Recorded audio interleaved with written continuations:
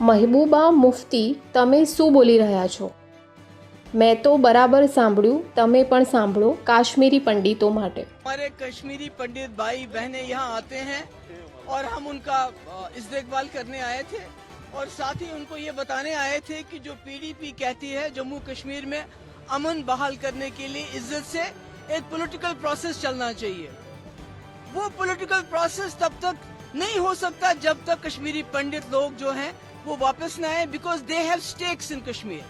उनके भी स्टेक्स कश्मीर में है, तो कश्मीर की समस्या का समाधान तब तक मुमकिन नहीं है जब तक हमारे कश्मीरी पंडित भाई बहनें यहाँ कश्मीर आके बाइज्जत तरीके से फिर बसने। હવે કેમ મહેબૂબાને પંડિતો માટે પ્રેમ જાગી ગયો?